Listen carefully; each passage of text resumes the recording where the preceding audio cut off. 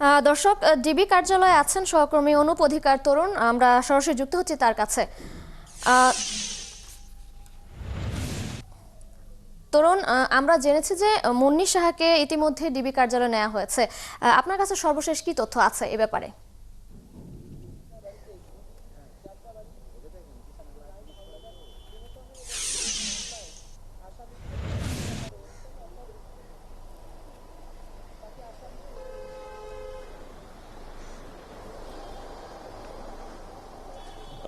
সাংবাদিক মুন্নি শাহ আটক বা গ্রেপ্তার, সেটা আমরা ঠিক রাত 10টার দিকেই খবর পেয়েছি এবং এখন মুন্নি শাহকে ডিবি কার্যালয়ে রাখা হয়েছে এবং মুন্নি শাহকে ঠিক কোন মামলায় গ্রেপ্তার দেখানো হয়েছে সে বিষয়টি এখন পর্যন্ত আমাদের কাছে পরিষ্কার না।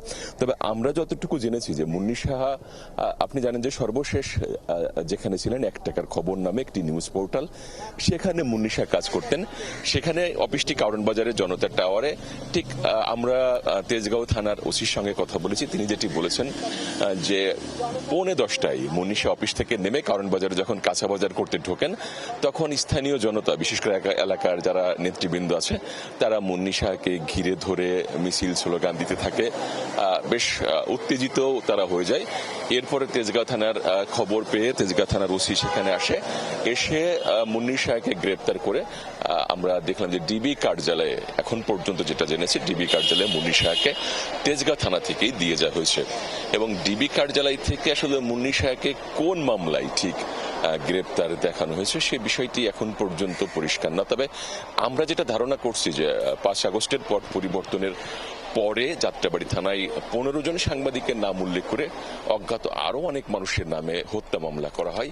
সেই 15 জন সাংবাদিকের মধ্যে মুন্নি শাহর নামও ছিল।